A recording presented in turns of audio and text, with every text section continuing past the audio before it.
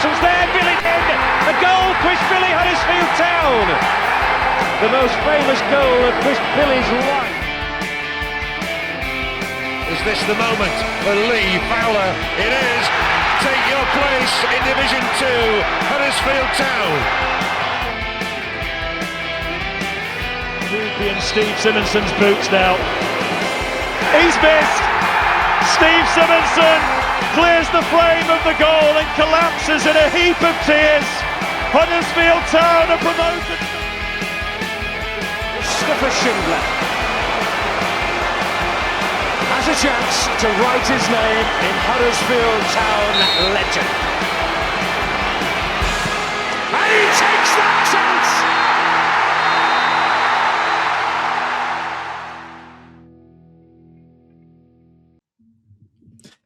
Hello and welcome to the Andy Takes That Chance podcast. This week, all eyes were on the Terriers as they travelled down to Milton Keynes for the first time in 10 years. Last season, Town lost 52% of their away league matches and won only 2 of their last 8. Things need to change this season if the Terriers are to be successful. So how did they get on? Well, here to discuss the match in detail with me, Matt Shaw, is a man who is on first name terms with Donald Trump, all the way from Greenbow, Alabama. It's Jerry Hinnon. How are you doing, Jerry? I'm doing just great, Matt. It was a pretty decent weekend. It was very busy. I will mention that I didn't get a chance to watch the game live, but thanks to the magic of HTTV and the full 90-minute replay, I have been able to see the game. I've watched the highlights a couple of times. Ready to dive in. Do you know what? I can't watch 90 minutes of football if I already know the score. I just can't do it. So when you and Killer do it, I'm amazed by it because I can't sit there and watch it. It's really busy. Well, it's one of those things I just can't do. It's really funny. I will say, I think it's new for this season. They have a little button at the bottom that lets you skip forward 10 seconds at a time. And that button got a workout during this review because, it's just right there. It's very convenient. Oh, the ball went out for a throw in. Oh, a goal kick. That's like 3 clicks of the button. But it's actually pretty convenient, and then you don't have to watch halftime. It's not bad. Worst ways to spend a Sunday. Shows over here either. That's right. Yeah.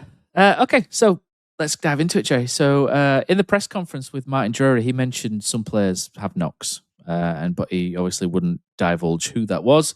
We got to find out who that was, didn't we? So just as myself and my co-host on the drive-in, Mr. Ian Kilroy Silk, who's away on holiday at the minute again, we waxed lyrical about the importance of Jack Watmough at the back. And what would you know? As soon as we do that, you can add him to Town's injury list. It's a curse, and maybe we're the ones at fault here. But he was replaced in the starting lineup by Murray Wallace, and replacing the suspended Bali Mumba was Jay Sway as well for his Football League debut. So congratulations to Jay Sway, and another tick for the academy. Jerry, it's not too bad, to be fair. We were talking about how important Jack Watmough is and how good he's been in the first couple of games this season, but to replace him with your current reigning player of the season's not terrible, is it, I guess? No, if you had to pick an area of the field where Town might be struck by injury, you might pick out center back. We've talked a decent bit by this point about how maybe 6 CBs is too many for one team to be carrying. And of course, now we've already lost 2 of them, 2 games into the season, and Joe Lowe is, I think, the only one on the bench for this match. So it could have been worse. I mean, I don't want to think about what happens right now if Marcus Harness gets hurt or, DSF. But yes, it's nice to have a Murray Wallace back there to take over when Watmough goes down, as, we sort of had to expect at some point after last season where Watmough just wasn't available very often, that at some point sooner or later, unfortunately it's been sooner, that he was probably going to miss some time. And to have an option like Wallace to come in, this is, like I said, the one part of the squad where you would say if you have to pick an area of the field where Town might lose a player, this might be the one. Now, that's not to downplay the absence of Watmough, who was Town's best player against Preston, one of their best players, I think, against Wimbledon. He's been off to a terrific start this season. It's really infuriating to have a player who, when he is healthy, is this good. I think one of the best defenders in the division. I said in my Froth Bunker entry last week. I think when they're all healthy, Boat, Watmo, and Balker, I think is probably as good as any back three any team in this division can put on the field. And so it's maddening that, again, we are 2 games into the season, 1 game into the league season, and already one of those 3 players is unavailable. But it definitely could be worse when Drury does have Wallace to call on in this particular circumstance. Yeah, so one thing as well we questioned on the preview show in the driving was whether Town would go front-footed. So there's a little thing where with Huddersfield Town that we're talking about this newish style of play that they want to work on. They want to be more front-footed, more attacking, and we said in the preview that it's a real test would be what Huddersfield Town decide to do in this game. Would they stick with what worked last week against Wimbledon? Would they keep Marcus Harness in midfield, or would they throw in David Kasumu? Would they put Harness back in 10 and take Joe Taylor out? And we felt this would be a really good test as to whether Town was still this kind of risk-averse outfit who just didn't quite dare go all out with their attacking, or whether they are turning a new leaf over. And to be fair, Town did as we hoped, and they came out of the blocks flying, Jerry. Honestly, the first half is some of the best football we've seen Town play for a long time. It was really good. The start, Murray Wallace plays the ball into Fletcher, and this is why Fletcher's really good. A big striker does these things, and he just makes the MK Dons centre back, I think it's Nelson, uncomfortable he kind of just knocks his arm, and I think maybe in the Champions League they might give a foul for that, but down in the doldrums of League One, no, not really.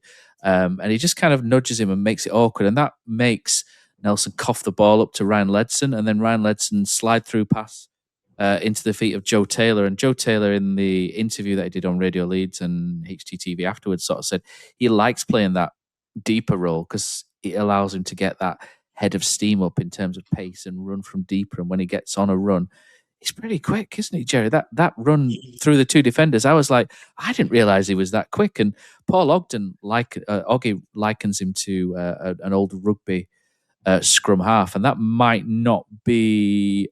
I'm trying to think of a American football kind of equivalent, but he's the one who it's like a quarterback, but he runs with the ball and he's little and he can sneak through little gaps. That kind of one. Yeah. I don't know if there is one in American football because I'll be honest, Jerry.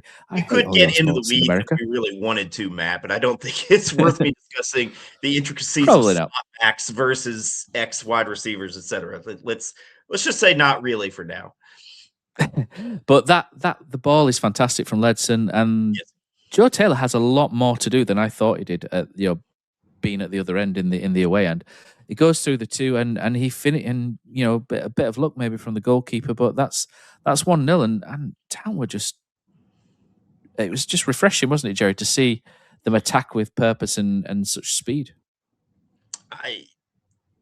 The contrast, I think, is there with a lot of what we saw from Lee Grant. And part of the reason that everybody got frustrated with Lee Grant last season, particularly there were so many away games where Town would come out and just kind of soak up pressure for 20 minutes, half an hour. Like I think about that midweek game early in the season against Doncaster where they were pretty fortunate not to be behind by a couple of goals, and this was just the complete opposite of that. And it's just so terrific to see Joe Taylor make that kind of confident play, right? Like we've talked a lot, on this podcast, you have, Matt, about, Joe Taylor wears his heart on his sleeve, and you can kind of tell if he's enjoying his football. And that's the sort of like confidence that we have not always seen from Joe Taylor when he's been playing in a Town shirt, right? Where he is off like he has been shot out of a cannon, right? That's really, I think, the best way to describe that run through those 2 defenders. Like that is the sort of speed that League One defenders are not going to be able to handle very often. Like that's just, you can tell that I think everybody in MK Don's defense is surprised by Careful, how Jerry. good Taylor is. Careful, at that. Jerry. There. I know. That's a faux pas in England, is that? If we hadn't played Wimbledon last week, that wouldn't happen. Okay, the schedule is not being kind to me here. But anyways, like I think if the keeper there is a little bit more on his toes, he might be able to get to that ball before Taylor, but he's not, because I don't think they're prepared for how fast Joe Taylor truly is in that moment. And maybe he gets a little bit of luck with the deflection, but it's not an easy finish. I think he uses the outside of his boot, puts it on frame. The phrase here I think is accurate. He earns his slice of luck there. Town does as a whole, with the ball from Ledson, the run from Taylor. It's just, again, the sort of dynamic play, that step above kind of play that Town expected when they bought Joe Taylor. And again, to get back to Lee Grant a little bit, it feels like such a huge condemnation of his time at Town that he could not figure out a way to coax positive play out of a player who has that much to offer, who can make that kind of a run, make that kind of a finish. And it's just so exciting to see.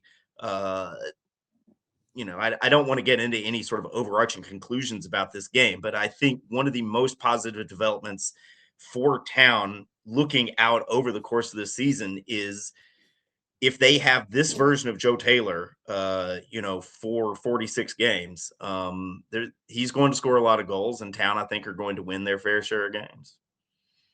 And he celebrated by smashing the ball into the MK Dons crowd as well, which... He was supposed to get a yellow for that. Surely he's supposed to get a yellow for that, right?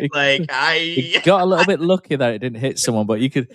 I laughed at first because you could see them all going, I'm taking cover, but it doesn't. It's funny because it doesn't hit anyone, but if it hits someone the head, then it stops being funny. But maybe a bit careful there, Joe. But you can't knock the enthusiasm. But say his name and he appears as well, Jerry. We can't obviously play that into this video because YouTube will have my guts for garters if I roll that our new goal meme in for Joe Taylor. So you'll just have to check that out on check it out on social media.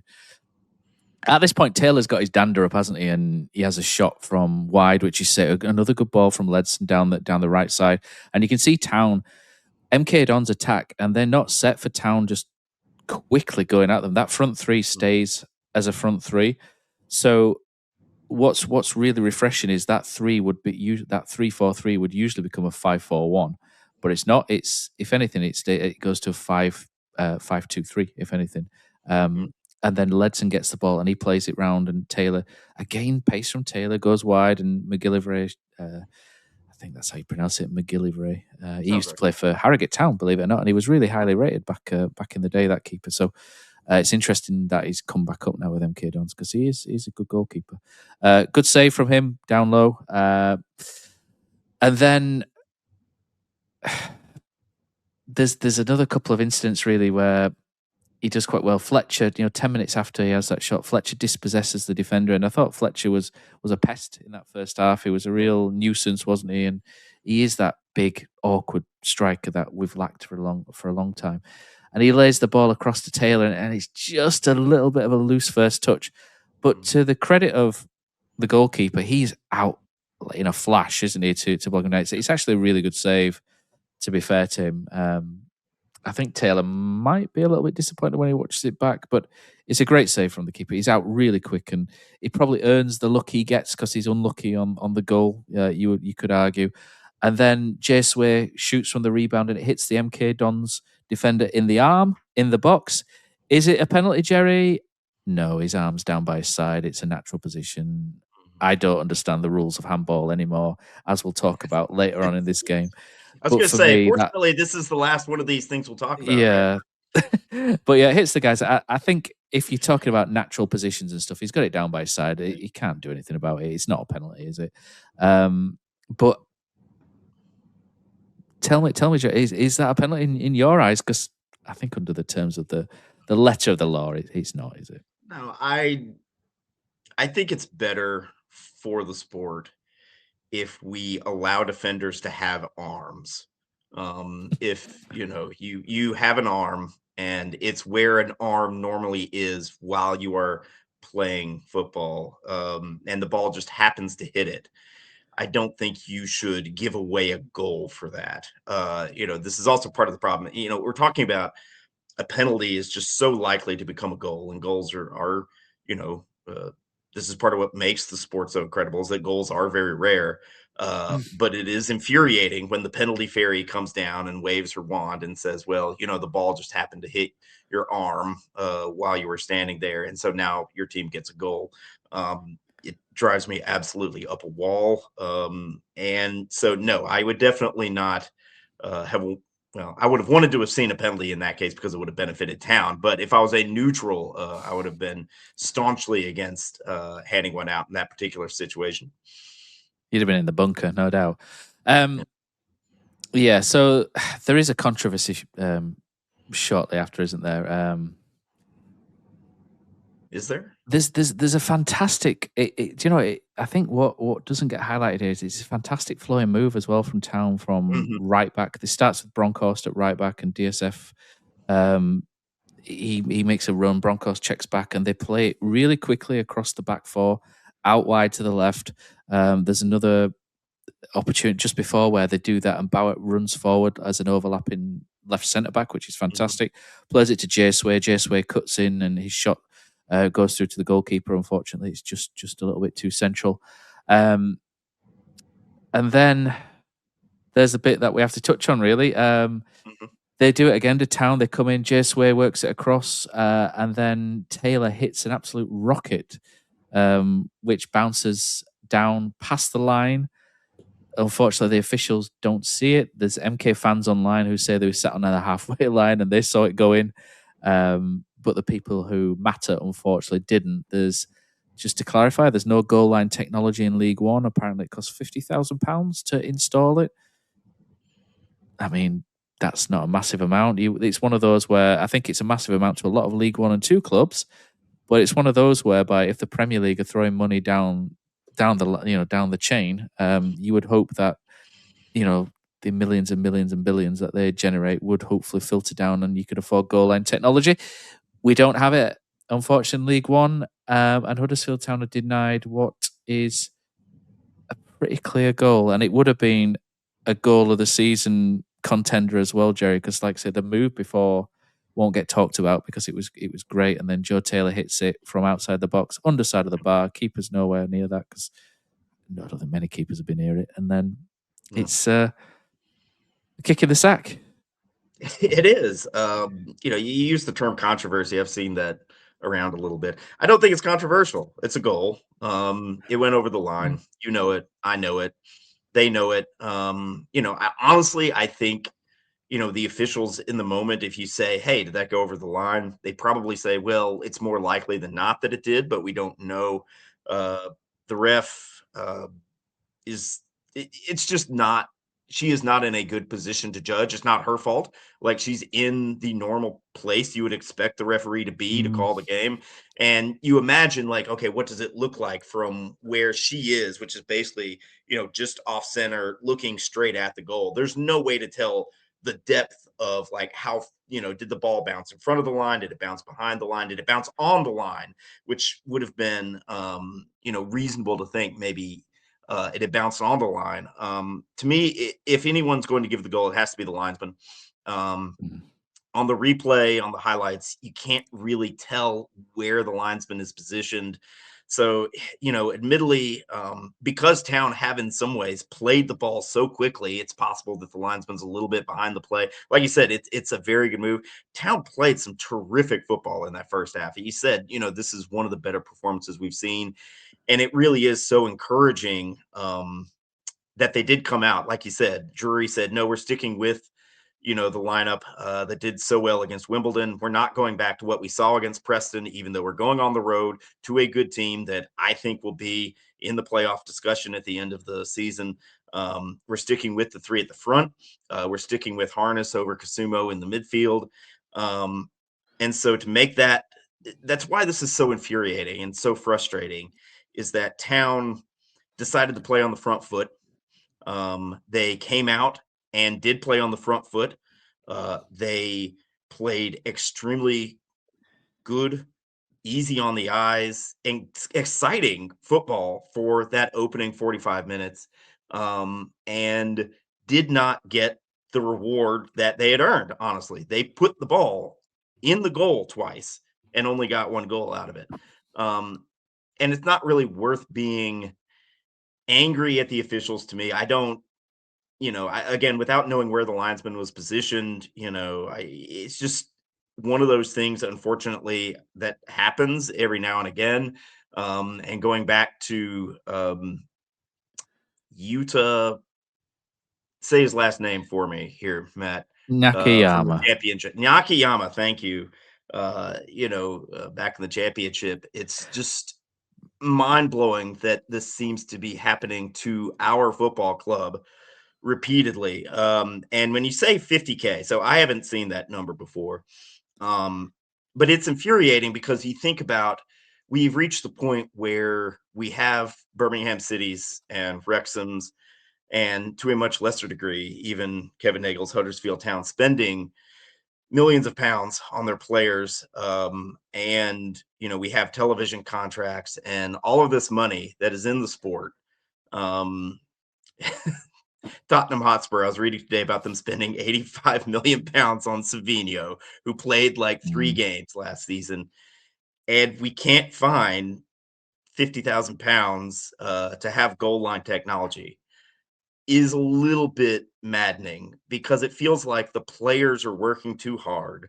And it gets back to what I just said about Town having done the right things, right? And to have their reward taken away from them because no one can find 50K. It's upsetting. It's frustrating. It's not something I enjoy dwelling on, Matt. No, it's not Milton Keynes. Milton Keynes. It's not their fault either, because basically everyone has to have it rather than just, you can't just select it. It's not installed at Huddersfield. Or Huddersfield have the capabilities, but it's one of those things. It's unfortunate we just have to draw a line over it and get over it because, I think if that goes in, do Huddersfield win the game? Possibly not. We do like to throw things away, don't we, in the second half sometimes? So possibly not. But I'd like to think that we may be coming back with a couple more points. But yeah. So Fletcher then hits the post. So it's another one. So we've had Taylor's 2 opportunities, which maybe one goes in, one maybe he should score. But it's a great save. And then Fletcher hits the post. Young releases him. I was watching this in the ground because I saw Fletcher put his arm up and shout for it. And when you watch it on TV, he looks like he's miles offside. Do you know when you watch the replay? Yeah. But from in the ground, he was about 5 yards in his own half when Matty Young releases it, and he sets off like a gazelle. Then as the ball comes, he sort of slows again. But that's where the camera catches up. But I was watching him really carefully because I saw his arm shoot up and I was like, oh, is he going to be offside? And he's like, oh, no, there's the halfway line. But I am behind the goal and, not exactly in the best position. But he looked like he was onside. He goes through, and in the away end, that just looks like it's rolling in the corner and we're all jumping up and down. And then it stops and then just bounces into the keeper's arms. And you just think, this is going to be one of those days, isn't it? And it's quick thinking. Town have worked MK out about trying to get round the back of them really quickly, and I've seen MK Don. I keep wanting to call them Milton Keynes. I've seen MK Dons fans online saying it's not an exaggeration to say that they could have been 4-0 down at half time, and it's not, because Town have had some really good chances. You look at the stats, which I'm going to bring in now, Jerry, for that first half. Huddersfield Town, possession-wise, is quite low, 46%, but their expected goals, 1.66. We don't usually get 1.66 per game, never mind for one half. 10 shots, 6 on target, 12 touches in the opposition boxes, 4 big chances, 3 big chances missed. And unfortunately, when you start missing chances against a team as the quality MK Dons do, you know what's going to happen. And the talk at halftime. So I met quite a few Town fans from our Discord and other places at halftime. Had a few chats up there, and the overriding feeling at halftime was, "Do you know what? That was brilliant. When are we going to get kicked in the nuts?" That was it. Literally every conversation that was happening up there at that time. And by the way, Milton Keynes is a brilliant stadium. It is a phenomenal stadium, which unfortunately doesn't get the amount of people in it that it deserves, Jerry. It's inside and outside. It is a fantastic arena to watch football. And one of the best things about it is all of the kiosks at the top are at the top of the stand, so you can still see the pitch while you're queuing up for your beer, etc. Which I think last time we were there 10 years ago was a little bit controversial because they used to try and make people tried to stop people from watching the game with a beer at the back, which was like really weird because they stood by the kiosk and it's like, well, I was supposed to turn away from the pitch. It was like really weird. But honestly, and then one of the best things in the second half, there was this huge barbecue smell wafting through the away end because there's all sorts of restaurants outside and there's like a Turkish steakhouse outside the away end, and some of the smells going through were phenomenal as well. It's like, it must have been targeted, you know what I mean? Stood outside with the fans trying to get Huddersfield fans in. Yeah, but it's a brilliant, it's a fantastic stadium to watch sport in. But like I say, the chat, apart from the stakes, the chat at halftime was all about when are we going to get kicked in the nuts? When are we going to throw this away? And I think that's because of the last 5 years of doing that. But Town was so in command of that first half, and I know the possession-wise, stats-wise, the possession stats don't bear that. But if you watch that game with your eyes, Huddersfield Town were in massive control of that.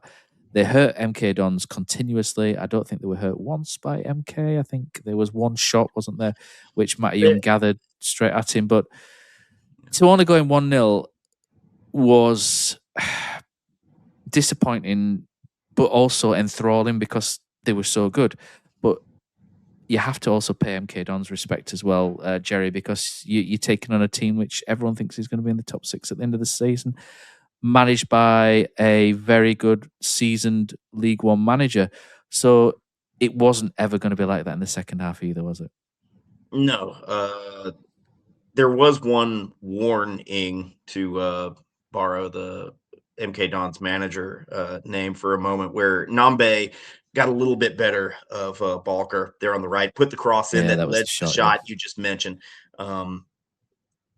It's an example of how, the reason that people expect MK Dons to be in the playoff discussion is because they've got players. Nambe is a handful at this level. We all knew that coming in. He was in glimpses in the first half, and you have to think, at home with their manager, there's going to be adjustments. Nambe is going to grow into the game. And, despite that, I assume we're coming onto the goal here, but like the first 10 to 15 minutes of the second half are still pretty even. I think Town get a shot from, I think it's DSF, gets onto his left foot and gets one in. I think at some point, there was kind of some of the reaction that I read before I'd actually been able to watch the game, from Town fans, made it sound like the second half was just from start to finish all one-way traffic. And I was a little bit surprised watching it back that, at least, for the start of the second half, Town were okay. They weren't nearly as dominant as they were in the first half. But, it felt like they were holding their own. And then, unfortunately, the goal happens and that kind of changes. Yeah, the goal happens after 9 minutes. Town's goal in the first half was after 9 minutes, and MK Dons in the second half goal after 9 minutes. And it's the Rochambeau that we knew was coming, right? So, and it's, I think what's frustrating is it's kind of our own making in some ways.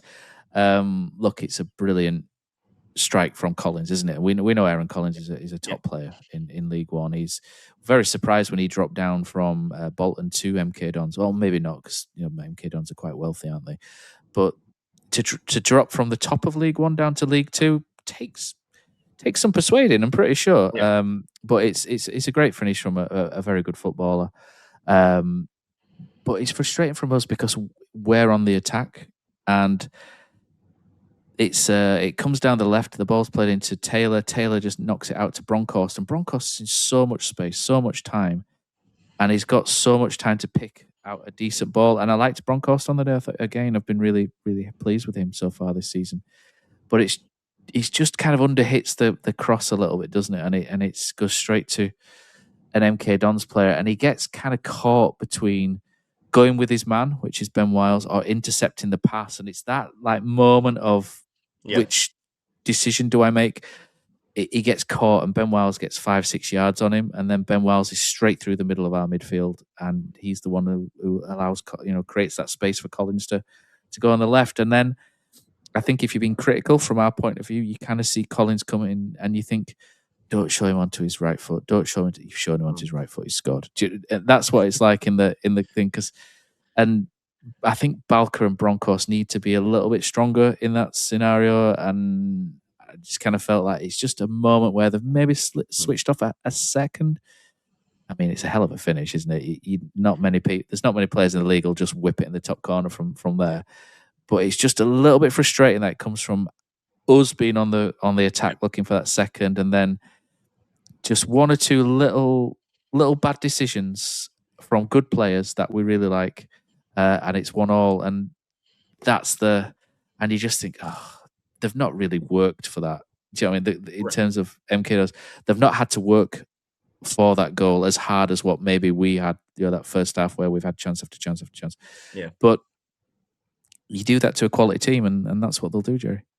Yeah. No, I don't know if I would go so far as to say it was against the run of play, but it didn't feel like that goal was coming. That I wouldn't go. No, I wouldn't say that. Like they hadn't built didn't the pressure. feel like they hadn't. Yeah, they hadn't built the pressure for it. Yeah.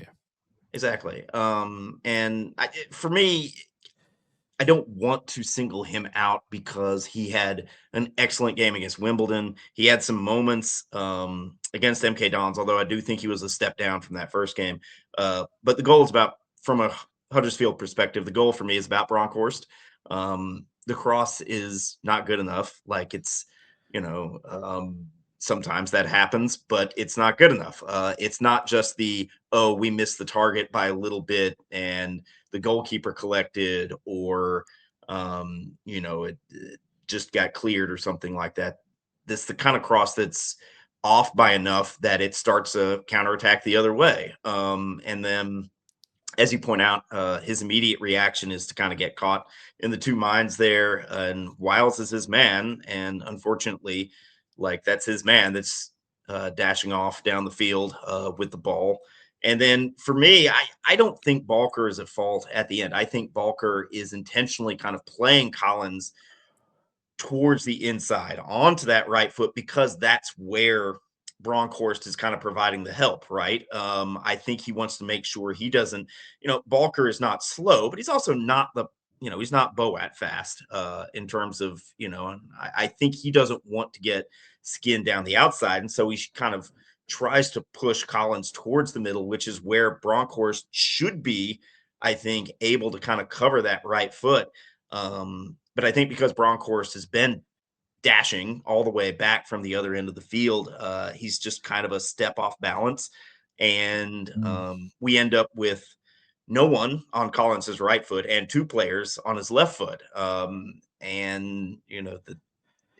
It is a tremendous strike. Make no mistake about that. It's a wonderful strike. If, a Town player scored that, we'd be going on and on about, how great a player Collins is. And, it's all about the quality he showed and not really about what the defenders are doing. But I do think Bronkhorst in particular can do more there. And just from start to finish, it's a play. Again, he's a great player. I think he's going to do great things for Town this season. But it's just a tough moment. And when you're playing away and playing a good team with good players like Collins, sometimes you can't afford to even have one really bad moment. And that's what happened. Yeah, that's true. I mean, good teams will punish you, unfortunately. Yeah. I think once MK score, it's them who kind of take control of the game, really, for the rest of the game. They were more physical. They looked to overpower us in areas where they maybe weren't doing, especially with balls into the box. They started winning a lot more headers in the box, and there was a lot of them were off target and not particularly threatening, but it's that sort of power, how they're coming over the top of us, and it's like a wave, isn't it? Crashing over. There's only so long until the wave gets over, isn't it? And I think maybe we just about get away with it in the end, but it looked like that was turning. And Town, yet again, though, I think we have to talk about the last 30 minutes of a game again from a Town point of view. The last 30 minutes against Preston were pretty poor. I thought against Wimbledon we went into our shell, despite being 2-0 up, but we were down to 10 men, so there's maybe mitigating circumstances there. And again, 30 minutes left, we've regressed and gone into a shell, and we've invited pressure.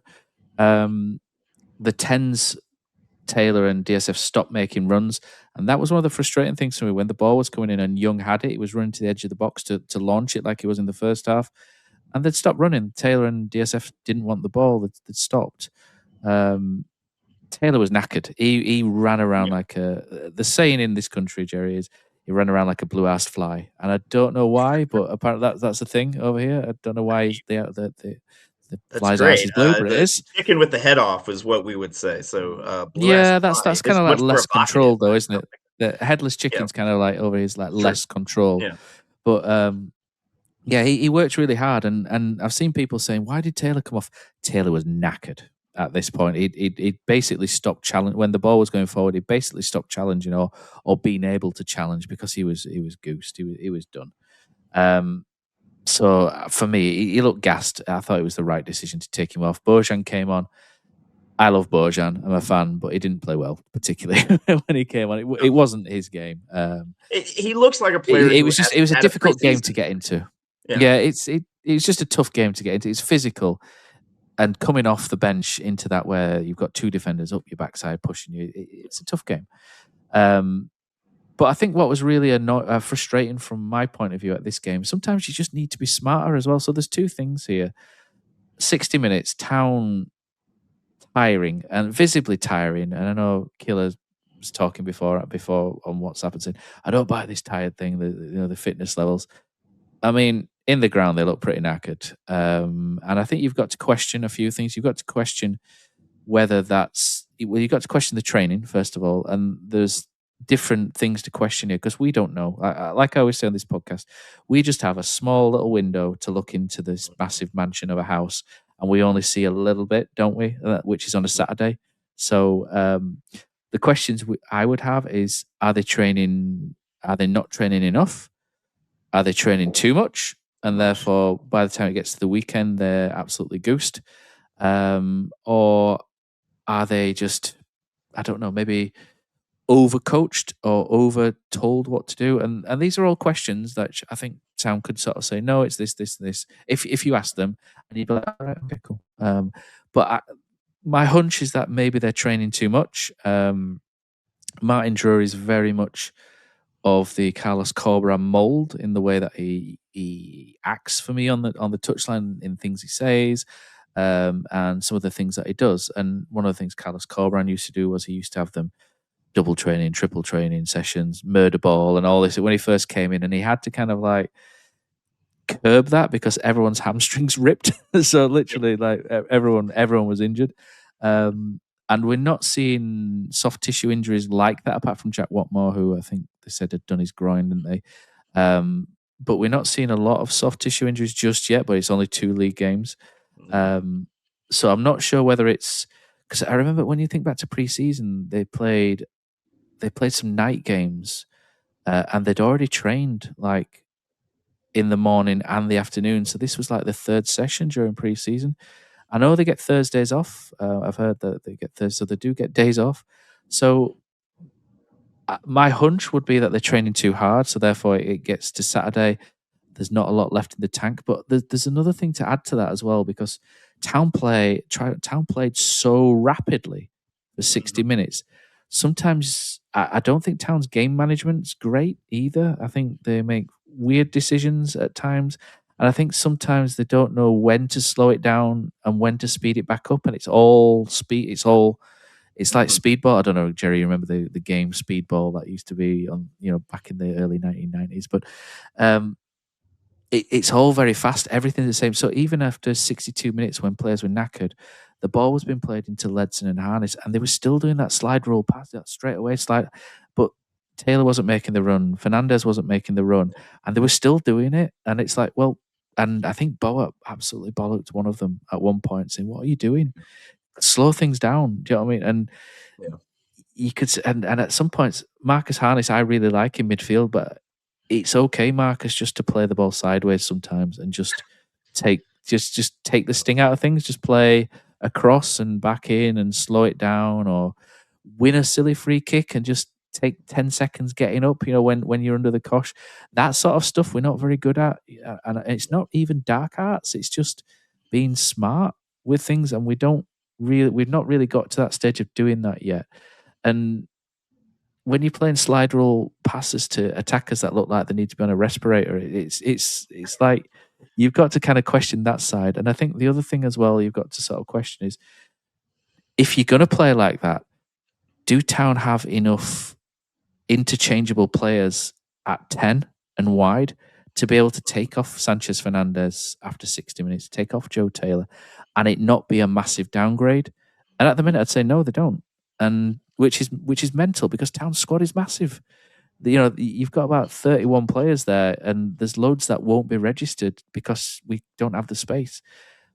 So I think the problem really is there's a young manager trying to put his stamp on. Maybe he's potentially gone a little bit overboard with I don't know. Like I say, small window.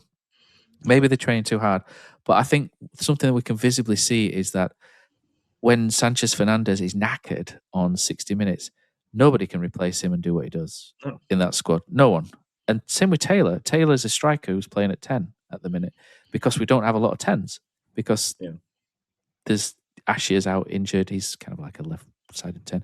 Yopenda's got the transfer thing hanging over him. And Town really need, if they're going to play this way, so they've got two things here, Town.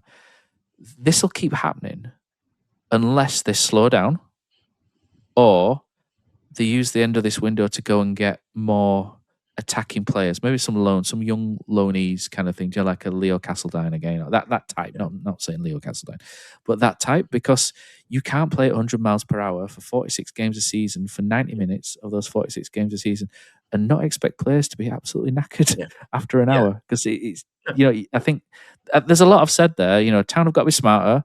I think game management's got to be better. Fitness, they need to kind of figure out what that is quickly. And when you've got someone like Alan Nill, who's been there, seen it, bought the T-shirt, doesn't high five the mascot, by the way, then he should. In joke is that, but you kind of think Town should be okay there because they've got experience. I do worry about the lack of attacking firepower outside of DSF and Joe Taylor, though. Yeah, it's difficult to point a specific finger in terms of like what is, when we say, okay, Town are getting tired, they're kind of losing their grip on the game here in the second half late. A lot of people, in the Discord on socials have, kind of pointed the finger at Martin Drury. We go back to last season where obviously, we have all these leads that are given up late, and they say, oh, well, Drury doesn't know how to manage a game. Yeah. But, I also have a lot of sympathy. Subs. Yeah. I've got some. We'll talk about the subs after, but yeah. Yeah. But, I'm sympathetic when I look at the bench and I'm like, well, I don't know, Joe Taylor clearly needs to come off after 60 minutes. And I think a large part of that, isn't anybody's fault. I don't know anything about like what kind of training he's going through, but I expect just about any striker who's making those runs repeatedly throughout the first half, like starting from deep, as we talked about on the goal, and making these, long runs forward, doing some pressing. And once or twice, Taylor, not only is Drury kind of a young manager, but, this is kind of a new style for a lot of these players. And more than once, Taylor was pressing up front, kind of like as this one man gang. And it's kind of like, this is a spot where you need to kind of understand that it's not worth expending the energy on that kind of pressing. It looks great. Everybody loves watching it, but also you're not really accomplishing anything if you're the only one forward. And, it was just one of these, like, clearly it was one of those situations, the time I'm thinking of, which I think was early in the second half, may have been late in the first, where I think he'd kind of like, Town had lost the ball after, he'd made a run or something. And it was clearly, I'm kind of frustrated. I'm going to go chase after the ball, just to do something. And you are going to be needed to be subbed off after 60 minutes if that's your activity level throughout those 60 minutes, which is kind of what we want to see, right? We want to see Taylor making those runs. We want to see him harrying opposing players. We want to see him be the sort of player that is you don't want to play against, which I think when we talk about Ashley Fletcher as well, it's great to see Town have a couple of strikers where if you're an opposing team, those are two difficult players to play against. And that's something we haven't said enough about Town the last couple of seasons is Town being hard to play against. And I think they have some players now that are genuinely difficult to play against. But, those players can't play like that for 90 minutes. Like you're going to have to sub them off. And Bojan, you and I are both in the same boat on him, very positive about his contributions to the team, but he didn't have a preseason. He did not play particularly well on Saturday. Honestly, I thought Harness was a guy who visibly sort of had less of an impact on the game there in the second half as it went along. He's not used to necessarily playing this central midfield spot. We have seen him do it a little bit before, and I think we've had very good results. I think Lee Grant should have turned to that option more often last season than he did. But it is a position that requires a certain physical robustness in a lot of situations that Marcus Harness is not the biggest guy. He is, a willing tackler, but he's also not the first guy that you think of when you think of this sort of all action central midfielder, right? So, he was a guy who in a perfect world, I think he comes off for for Collins at some point, right? I think, that Collins wasn't ready even for like 30 minutes at the end of that game. I think if he had been, it would have made a huge difference. We bring on him like Kasumu, this Kasumu-Ledson pairing, has its sort of, okay, if we're trying to do is protect a lead and sort of disrupt things against a team with like a really strong possession play through the midfield, maybe, but I don't think Don's for that team, it's there for energy, isn't it? So it's an energetic, you're never going to take control of a game the way we want Town to take control of a game with a Ledson Kasumu pairing in the center of midfield. It's just not going to happen. We saw it a couple of weeks ago against Preston. We saw it last season. It's just not going to happen. But I also don't know, what were Town's options there if Collins, can't go yet? And talking about how we don't have these options on the bench, even though we have this giant squad. Lyndon Gooch, was a coup when we signed him last season. Everybody was super excited. I kept thinking okay, well, at least, Jay Sway is 19, right? Ended up going all 90 on the left wing, all the way up and down the field, the game, in his first ever league start. And, Lyndon Gooch has sat on the bench for all of those 90 minutes, never came in. We only used 3 subs in this game, which is kind of like, is he sending a message there? Is Martin Drury kind of sending a message a little bit? Maybe. Maybe. I don't want to point the finger too hard at Martin Drury when also I look at Town's current options, and they're not where we would want them to be for where we want this team to go, is what I would say. So on his substitutions, I've been quite negative about them. I think I won't say critical, but I've questioned quite a lot of things and how we seem to get worse, as things. But I understood these substitutes. I got it. MK Dons. It wasn't the time for subtlety, I don't think, against him, because MK Dons were like I say, like a wave. They were just coming over. That they're not this technical passing team. They're physical. They're very, very physical, and they run hard. They play the ball high. They play the ball long, and they'll beat the crap out of you. That's the Paul Warne team. That's what they do, and they're good at it. I understood why Kasumu came on, because we just started getting run past in midfield. Do you put Archie Collins on, who by all accounts isn't ready yet in terms of building up his minutes? I know that Martin Drury said before the game that he wanted to build his minutes up, and you can't build his minutes up if you don't bring him on. That is one valid argument. But do you put a midfielder on who's not match fit into that scenario where the ball is running or where the players are running through midfield and it's a running game, not necessarily a technical one? Yeah. Probably not. Taylor and DSF can't move at this point. They're knackered because they've done a lot of running. Who do you put on there? Do you move Harness up and put Collins on, or Harness has done some hard yards as well? He's not going to make those runs. So he's brought on Big Erling Seabine, who we like a lot. He's a good young player, but MK Don's a physical. He's 19, so he's gonna learn something from that game. So I understand why Bojan came on, because Town needed to go long and kind of hold the ball and allow others to kind of slow, in a more slower case build out. So he's gone with Fletcher, Seabine, and Bojan up front. 3 target men, three big strikers there who are quite mobile as well in their own rights.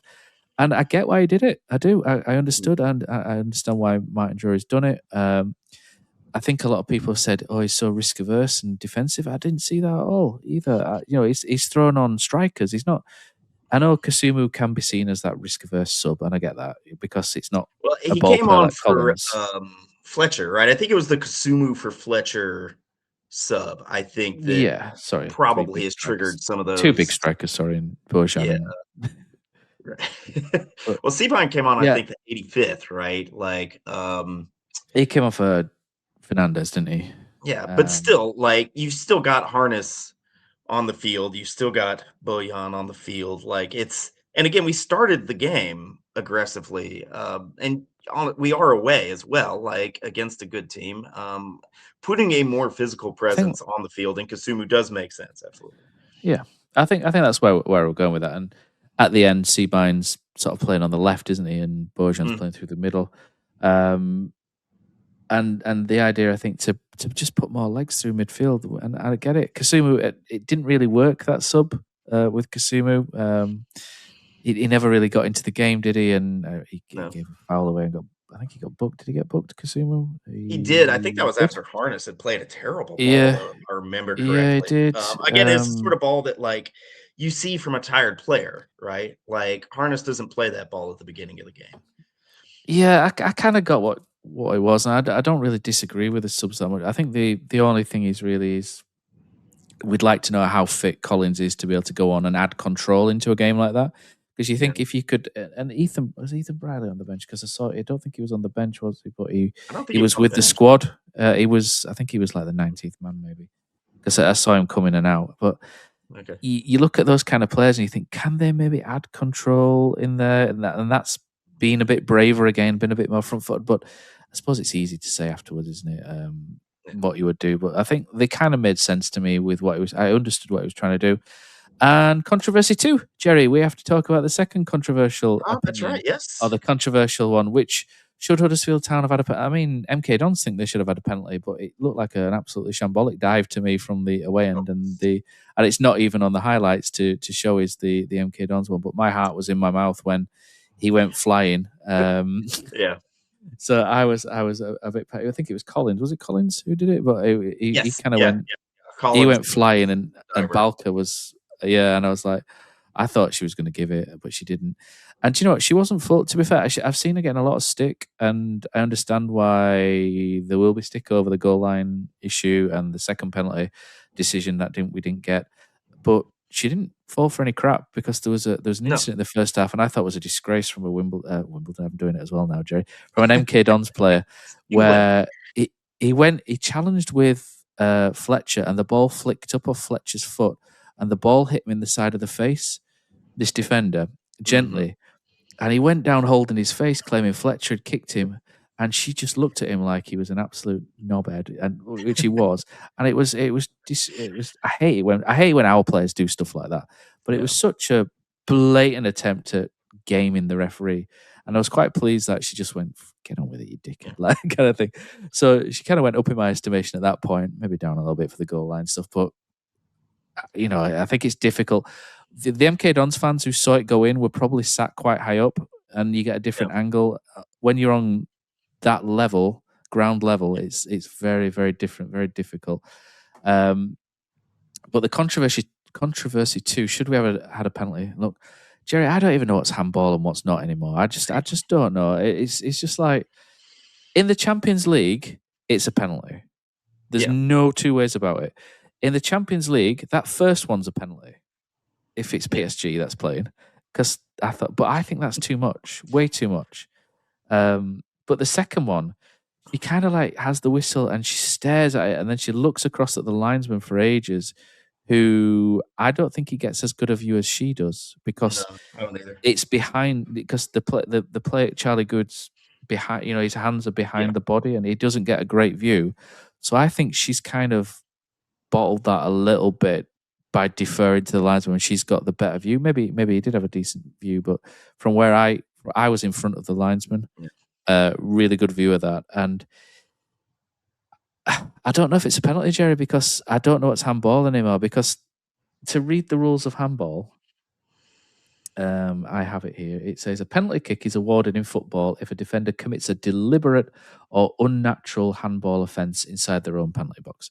Is it deliberate? No, it's not. Is it unnatural? And that's where your question is, but then again, he's gone to block it and he's falling down, and you put your hands down to fall down, which is natural. So it's like, I don't know. I'm going to say it's a penalty because I'm a Huddersfield Town fan, but I understand why it's not been given, despite the fact that I want a penalty and I'm frothing at the mouth, etc., etc.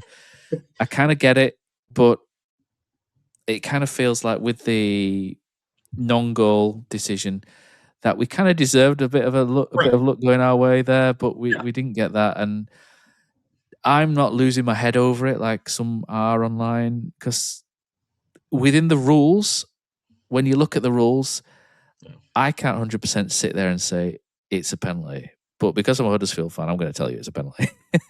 but it's one of those issues whereby I understand why someone would say that's not a penalty. I understand. Yeah, no. What's upsetting about it for me, again, as someone who thinks fewer handballs should be called in the box. Like, I just think it's better that every time a ball hits a defender in the arm, we can say, well, the defender's allowed to have arms. And I don't think it's deliberate. I don't think it's unnatural. I think Good is trying to basically make a play on the ball, and he's clumsy about it. He's not quick enough to get to ground, and he's trying to stop his fall. And so his arms get onto the ground first, and the ball hits his arm. I don't think it's deliberate. I don't think it's unnatural.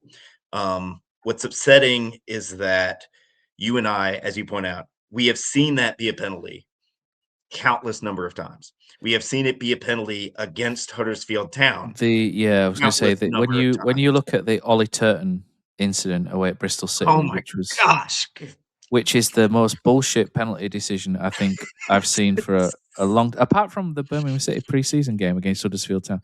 But that is not, Ollie Turton's arms are down by his side, and it hits his arm, but it's not a penalty.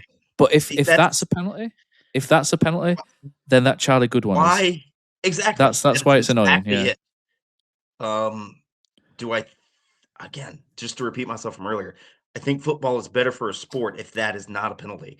But it has been so many times.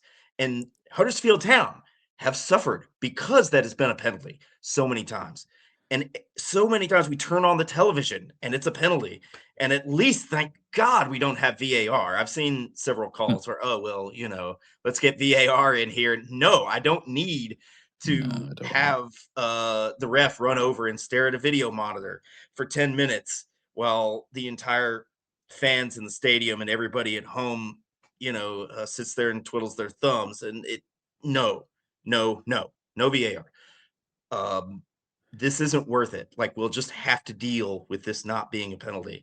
For me, what's upsetting is that, like I said, it has been so many times. And if it was ever going to be a game where Town literally had a good goal not awarded, that's when it should be a penalty, right? The stupid football gods, you stupid football universe. Like, one or the other, right? Can't we just have one? Like, if this is going to be a penalty so much of the time, isn't this game where we've had a perfectly good goal not allowed? And by the way, we've hit the woodwork. Can't we have it now?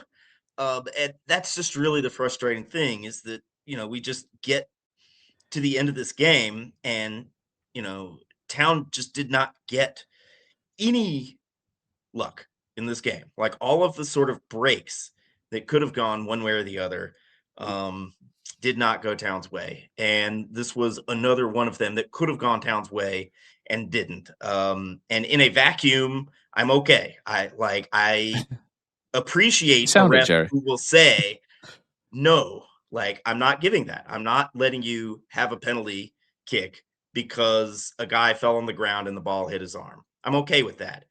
Just not right now. Just not this game. Yeah, exactly. Just back to Joe Taylor. I mean, that's it. The game finishes 1-1. I can accept that, despite being very disappointed. One thing I've taken out of this game, which I'm really happy with, is Joe Taylor, and yes, we're now seeing the Joe Taylor that played at Wigan. We'd not seen him really before at Huddersfield Town in all his time. He's bouncing all over the place. He's like a new person, isn't he? Compared to what he's been like before. He's fit. He's firing. He's working hard. He's never really worked hard before for Huddersfield Town. He's usually been kind of sulky, surly, throwing his arms up in the air. He's I think you've got to give Martin Drury credit because he's obviously managing him better than what Lee Grant did, than what I would say Liam Manning, but Liam Manning didn't see him, did he? He was out on loan before he came in. Better than what Lee Grant did, and maybe Michael Duff, although there was some injury issues, weren't there, with Joe Taylor at that point, John Worthington. So I think that's a plus, a feather in the cap of Martin Drury, a plus there. But for me, he's the player that we all hoped. And I know Big Neil in the WhatsApp group, and there's a bloke walking around the side of the pitch that looked a bit like Neil at the MK Dons game. I won't show Neil that because he'll froth at me. But he's been really big on Joe Taylor forever. Play him, he'll score. Play him, he'll score. We played him last season, he didn't score. But we're playing him this season, and we've got him fit, firing, happy. And a happy Joe Taylor is a very good Joe Taylor, isn't he? Yes. As we're seeing. I mean, I kind of said this bit before, but I completely agree. That is sort of the most encouraging part about this game is that I think I said this, in our WhatsApp group. It's unsettling to feel really good about Huddersfield Town's striker core. We have, I think, 4 guys that we can put on the field right now that I would be happy seeing out there, and not even counting DSF on the right. But just in terms of pure strikers, we've got Seabine, who I think if we're going to criticize the subs, I might say I would have wanted to have seen more of George Seabine because I thought he was very good in his late cameo. Town could have nicked it there at the end. He plays Bronkhorst in, and Bronkhorst, he's a right back and he doesn't quite get the shot off, I think, that he wants. It gets blocked. But that was a very good pass from Seabine. We've got Seabine. We've got Bojan, who I think once he gets more minutes into his legs will be very good. We've got Taylor and we've got Fletcher. These are all options that I'm perfectly happy to see on the field. The days of what's his face, Sonogo, feel like they're long behind goals. So no goals. That's right. It's just, like I said, almost disorienting from a Town supporter perspective to be like, oh yeah, our striker, that's one of the strongest positions in the team. Like we don't necessarily have the 10s or the wingers that we want, but at least we've got guys who can score goals and hold up play. Again, Fletcher, I thought was very good again in this game. It's just delightful, and Joe Taylor obviously is a huge part of that. Yeah, and he after the game said as well how great it is to play with Fletcher. I'd love to see Joe Taylor with Bojan at some point as well, because Bojan's a clever player who could certainly bring something out of him. Well, Jerry, you've had a froth. I've had a little bit of a froth about that decision, so I think it's time now to visit the bunker and see who's popped in for a froth this week from our Discord. Willkommen. Show them some love, or show us your anger. Let it all out down in der Frostbunker. Let it all out down in der Frostbunker.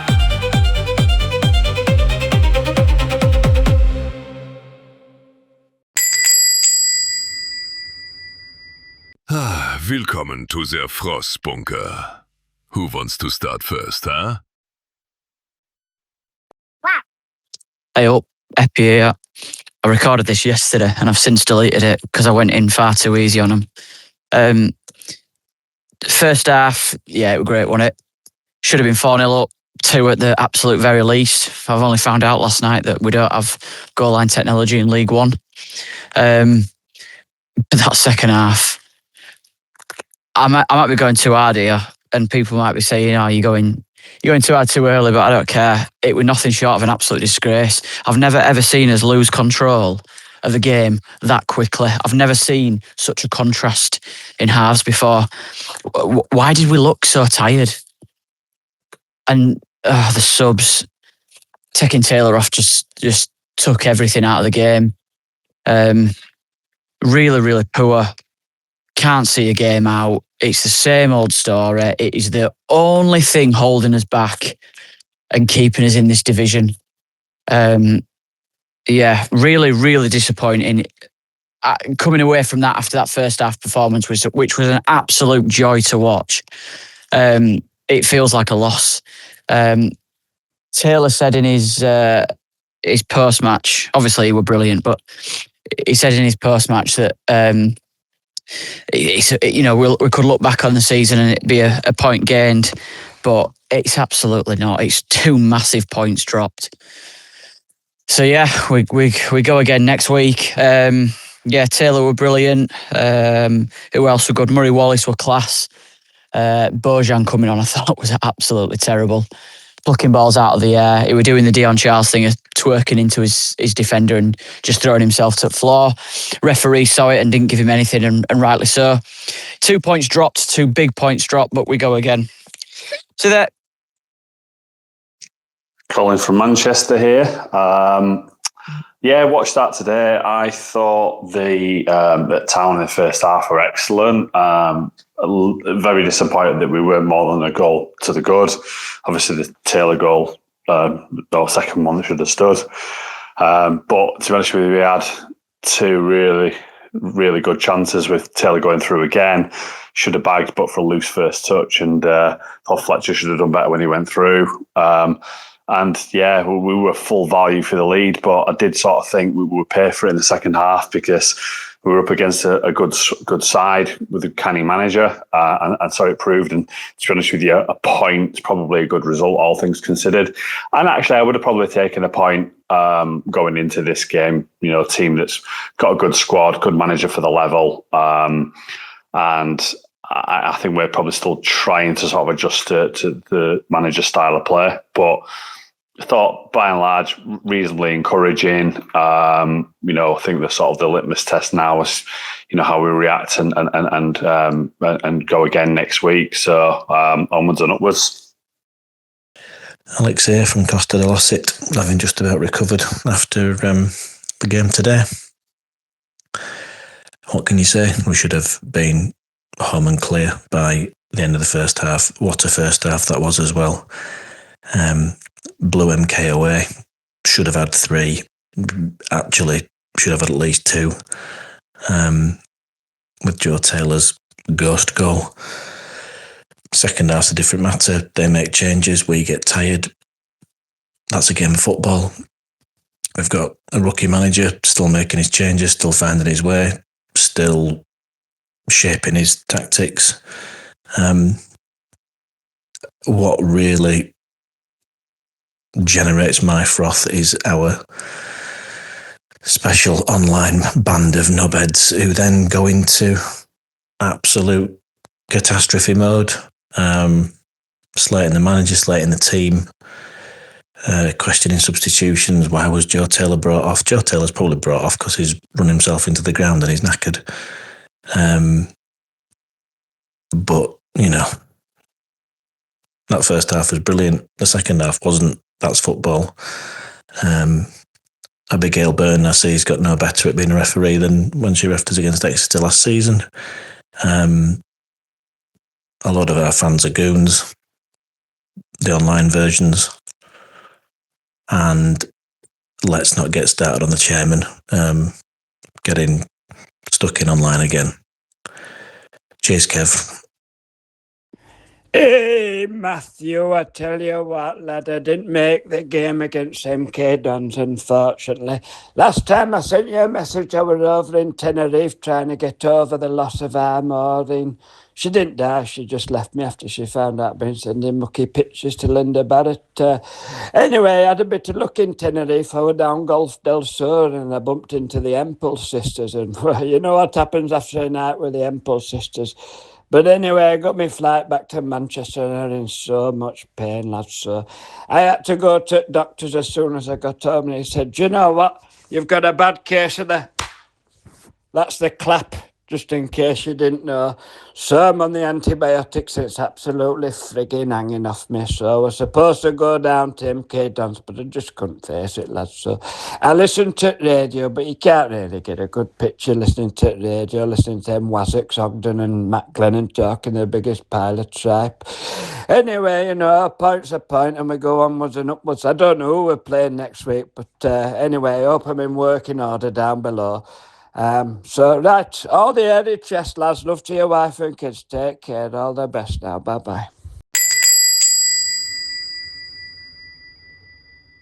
Right, that's your lot. Time to get back to the scheißhouses in the studio. Look at all of this frost I need to mop up. Oh, the carpenter. Show them some love. Or show us your anger.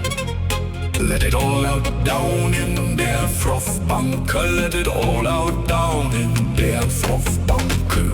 Gegen sie an!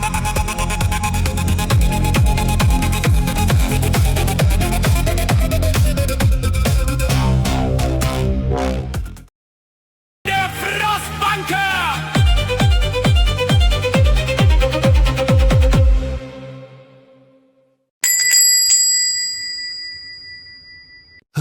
Willkommen to the Frostbunker. Who wants to start first, huh?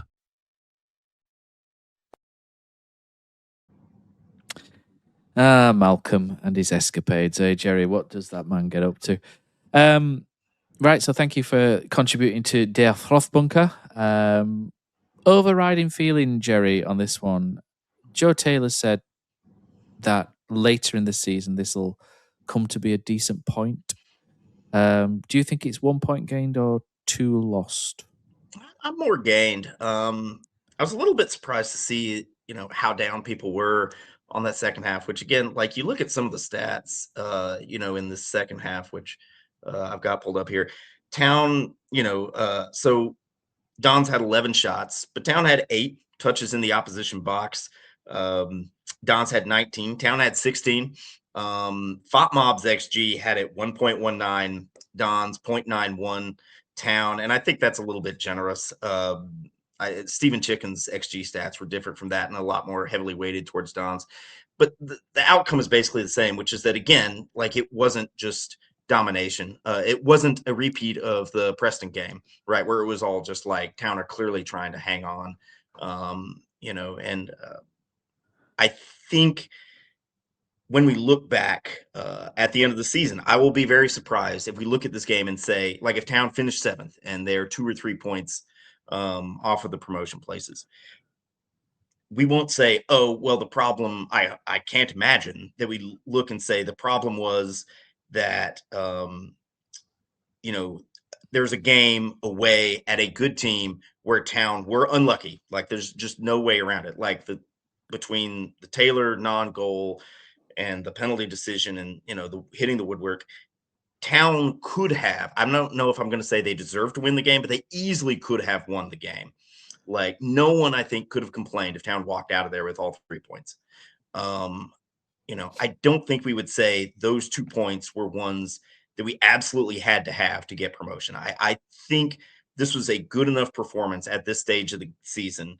I don't know why you would look at it and say, oh, well, I'm going to turn down my expectations for the season, right? I think Dons are too good for that. I think, you know, you go away against a team with that manager, those players, and you play well enough to win the game, which Town did.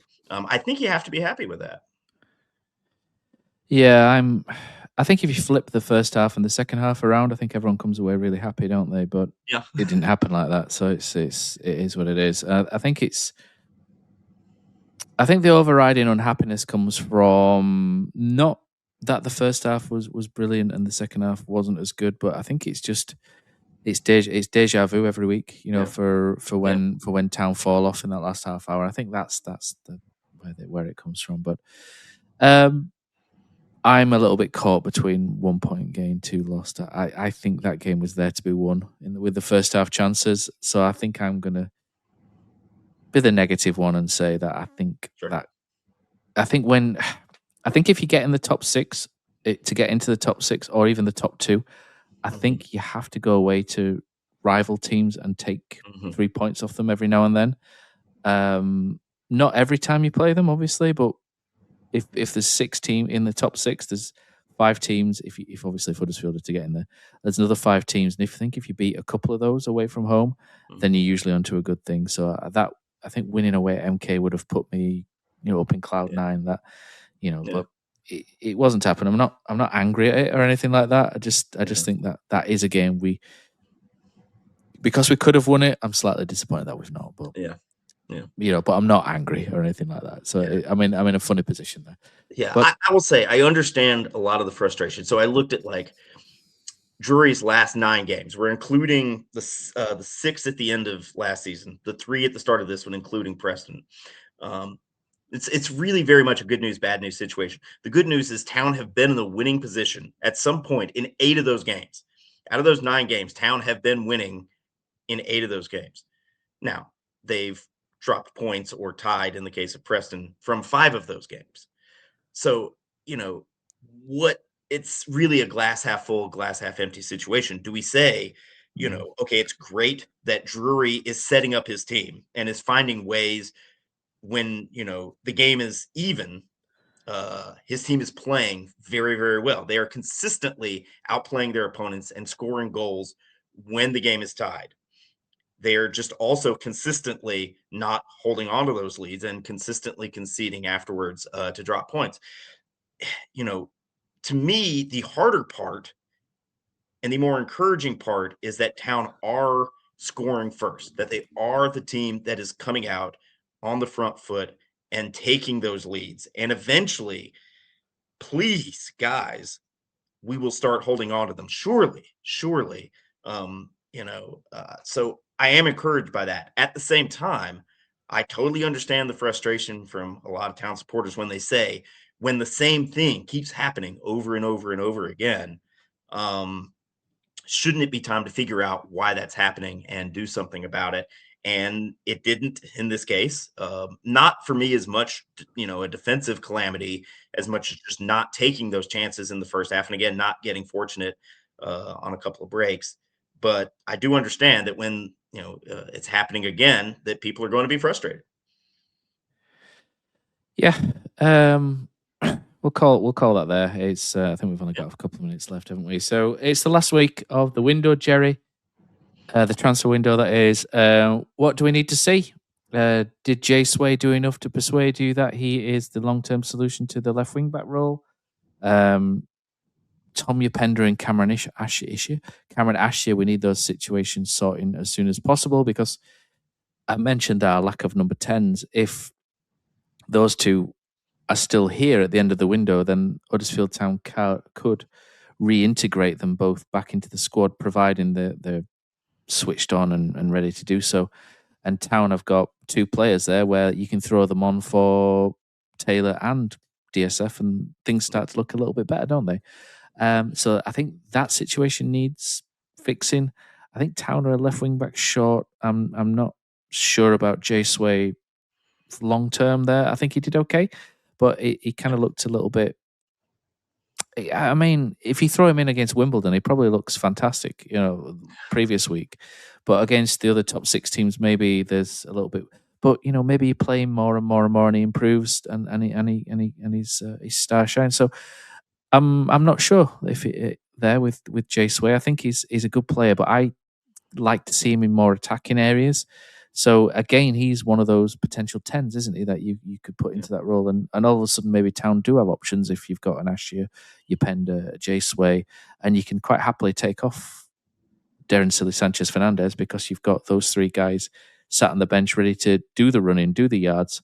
But left wing back for me, I still think we're short of a quality player there to maybe a ball carrying left sided player, someone strong ball carrying, because you've got Sanchez Fernandez who's intricate and he cuts in, and you've got Broncos who's kind of more defensive on the right hand side, very good at going backwards, not bad going forwards, has a decent cross on it. I know a couple of crosses went astray, but generally he's quite a good crosser of the ball.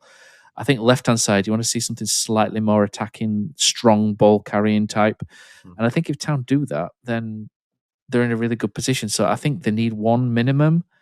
The other, what else we do depends on Yopenda and Ashia, but we also need to trim the squad because it is too big as well. So there's probably players that you could argue need to go as well. But I think Herbie Kane might be one of them, but he's, I think, injured for another month, so he's probably not going to pass a medical next week. He might, but yeah, I don't. If I was a buying club, you'd be like, well, we could buy Herbie Kane, but we won't have him for another month, and then he's got to take another month to get up to speed, match fitness. I think that might put a few off. Evans isn't in the squad, so you would think maybe there's something there. Gooch has struggled. Last Sorensen wasn't in the squad. I don't know why he wasn't mentioned. It seemed odd to just drop him out completely. I don't know what's going on there, because I would have Sorensen over Gooch at the moment. I think in terms of form, I would have him. So there's quite a lot that could happen, I think, this week. Jack Anick, there's been talk of Jack Anick maybe moving on. He's had paternity leave, hasn't he? So he's just had a baby, so that's why he's not been in the squad. But there's talk, whether some of it's true, I'm not sure. But outs need to happen, Jerry, and I think one in at least, minimum needs to happen as well. I would love to see Yopenda in the squad. I think he has the sort of versatility in the midfield. I think 10s and then maybe even a little bit, maybe one more central midfield option would be great. And I think Yopenda could probably do a little bit of both. Like I can see a scenario where he's the one playing alongside Ledson with Harness sort of further forward, or maybe you say you've got Collins and Ledson behind Yopenda as a 10, and like you've got Harness to either side. I think he just unlocks a lot there. If I was going to say, the one person I would really want to keep hold of would be Yopenda. Past that, what do you say when you have a squad as large as Town's and the manager is making 3 substitutions in a warm weather game where multiple players appear knackered? Like, it's to say you don't have to be some sort of sharp-eyed analyst to say, the Town need to shed some of the salary weight. It's just obvious they don't have the players that the manager wants to put on the field, despite having a very large squad, and that's a problem they have to solve. I think so, yeah. So we'll see what happens, Jerry. But I think left wing back is an area I want to see. Although Barley Mumba, if he plays like 20 minutes against so Wimbledon, sad that we're like, oh, we got to get a left wing back after we paid £1 million in January for a left wing back who is healthy. I can confirm that we didn't pay £1 million and it wasn't even okay. half, well, all right. That was the reported figure. Yeah. But I can forgive you, and I can allay some fears. We did not pay £1 million for Barley Mumba. We did not pay half of that for Barley Mumba. But okay. I'll sleep a little better tonight. Thank you. At least we've got that. Pretty close to the half. Town under 21s beat Gillingham quite convincingly on Tuesday night at the stadium. A couple of our lads went to watch that. Really nice free kick from Jamie Spencer in there as well. He's another one who Town have got some. It's taken a while, but they've got some under 21s ready to kind of push through now, haven't they? You've got Max Murray, the fullback, with the long throw. You've got Marley Neal and Fries to go at the back. You've got Dan Vost is still around the squad. I mean, he could do with a loan, as we talk about players out. I'd like to see him go get a loan somewhere. You've got Jamie Spencer, George Seabine's in the squad. Jay Sway's now in the first team squad. So Town are doing quite well from an academy perspective, and I think John Worthington can take some pride from that. Jamie Spencer's the one that they're quite excited about. Yeah, I mean, Jamie Spencer's the one that they're quite excited about. And watching him play, I'm not sure where he's going to play. Maybe in one of those 10 positions because he's kind of small. He's about 5'7". He's pretty small, so I can't imagine him being an out and out striker unless he can do things I'm not aware of. But technically, he's very good, and he arrives late into the box quite well as well. So maybe he could be someone who long term could be into that Taylor 10 position. So interesting players. Town have got coming through, and if you haven't seen Town's under 21s, they're quite entertaining. So I'd recommend anyone to watch them. I'd recommend also Town fans to watch Town Women as well. Town Women, I went to watch them today at the stadium. They beat Loughborough Lightning 5-1. It was 1-1 at half time. Loughborough were pretty good first half. They struck me as a young side. They were quicker, sharper in the first sort of half an hour. But Town Women are very clever, street smart. They can work teams out really well, and they just basically took over the game. And once Town went 2-1 up in the second half, they then went 3-1 up, 4-1 up, 5-1 up pretty quickly. And they've got some very clever players. Laura Elford up front's very, very smart. They've got Amy Kelly was really good, who they've just brought in from Burnley. So they're a good watch as well. So if you enjoy watching Huddersfield Town teams, the under-21s are great to watch at the minute. The women are great to watch at the minute. And until the 60-minute mark, the first team are pretty good to watch, Jerry. So, but yeah, I think that's pretty much all we've got time for this week. So, Jerry, thanks for coming on. Thanks for our Froth Bunker residents, patrons, shall we say, who came in and added the froth into the bunker. And thanks everyone for listening to this podcast. Nice comments mean the world to us. I try and ignore the other ones, but thanks everyone for listening. And we'll be back in midweek where myself and Joel Granger will preview the game coming up against Cambridge, which occurs the day after my birthday, Jerry. So I'm hoping for 3 points this year. So anyway, thanks, Jerry. Thanks, everyone. Yeah, and my up pleasure. the Terriers. Thanks, all.